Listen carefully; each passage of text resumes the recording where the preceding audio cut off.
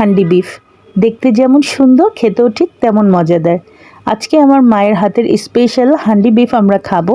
আর আম্মু কিভাবে এটা রান্না করলো চলুন সেটাই দেখে আসি। আজকে প্রথমবার আম্মু ট্রাই করছে হান্ডি বিফ, আর একটা মাটির হাঁড়িতে এটা রান্না করা হবে। তাই শুরুতেই সব কিছু রেডি করে নিয়েছি। মাংস রান্নাতে যা কিছু লাগবে, মশলা, তারপর হাঁড়ি, সব কিছুই সামনে রেডি করে নিয়েছি। এবার আম্মু একে একে এখানে সমস্ত মশলাগুলো অ্যাড করে দিচ্ছে। শুরুতেই এখানে লবণ, আদা রসুন বাটা, তারপরে এখানে তেল আর হলুদ মরিচের গুঁড়া, গরম মশলা গুঁড়া। আসলে নর্মালি আমরা গরুর মাংসটা যেভাবে রান্না করে থাকি এটাও সেম প্রসেসেই রান্না করা হয়, জাস্ট এটা মাটির হাঁড়িতে রান্না করা হয়, আর এটা খেতে কিন্তু ভীষণ ভালো লাগে। তো একে একে এখানে আম্মু সমস্ত মশলাগুলো দিয়েছে। দেওয়ার পরে খুব সুন্দরভাবে হাতে মাখিয়ে এটা মিক্সড করে নিয়েছে মশলাগুলোর সাথে। হাতে মাখিয়ে রান্না করলে কিন্তু গরুর মাংস খেতে ভীষণ মজা লাগে। আমার কাছে তো খুব ভালো লাগে। কষিয়ে রান্না করার চাইতে আমার কাছে যখন হাতে মাখিয়ে রান্না করা হয় তখন বেশি সুস্বাদু লাগে। তো কথা বলতে বলতে আমার মাংস মাখানোটা কিন্তু শেষ হয়ে গিয়েছে। তো আম্মু এবার হাঁড়ির মধ্যে মাংসগুলো খুব সুন্দরভাবে দিয়ে দিচ্ছে।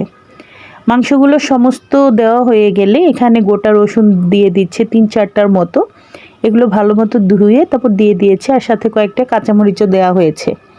তারপর এখানে কিছুটা শুকনো মরিচ দিয়েছে, আমি আরও 2-3টা কাঁচামরিচ বাড়িয়ে দিলাম যেন ঝালের পরিমাণটা বেশি হয়। ঝাল ঝাল গরুর মাংস খেতে কিন্তু ভীষণ মজা।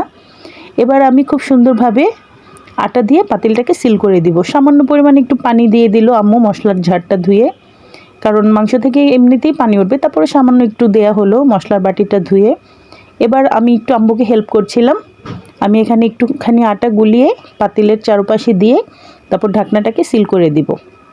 এভাবে করে আর কখনো রান্না করা হয়নি। সবসময় আসলে রেসিপি দেখেছি, নিজেরা কখনো ট্রাই করিনি। আজকে আম্মু ট্রাই করছে, আর সাথে আমি একটু হেল্প করছিলাম আম্মুকে।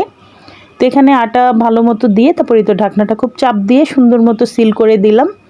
এবার এটা চুলার মধ্যে বসিয়ে দিব, আর এটা চুলায় খুব মিডিয়াম আঁচে রেখে দিব প্রায় 40 মিনিটের মতো। এই তো 40 মিনিট পর ফিরে এসেছি।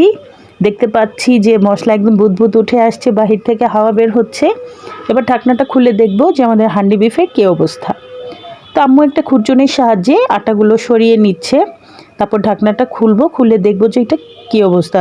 মাশাআল্লাহ, খোলার সাথে সাথে এত সুন্দর একটা স্মেল এসেছে কি বলবো, পুরো বাড়ি যেন মানে সুঘ্রাণে মোমো করছে। এইদিকে আটাগুলো একটা চামচের সাহায্যে আম্মু ফেলে তারপরে মাংসটা একটা বলের মধ্যে ঢেলে নিল। মাশাআল্লাহ, দেখতে যতটা সুন্দর হয়েছে খেতেও বেশ মজা হয়েছিল। এবার একটা চামচের সাহায্যে আম্মু ভালো মতো একটু মিক্সড করে নিচ্ছে বলের মধ্যে ঢেলে। তো সেদিন খুব তৃপ্তি করে খেয়েছিলাম আলহামদুলিল্লাহ। এই ছিল আমার আম্মুর হাতের হান্ডি বিফের রেসিপি। সবাই ভালো থাকবেন, বিদায় নিচ্ছি, আল্লাহ হাফেজ।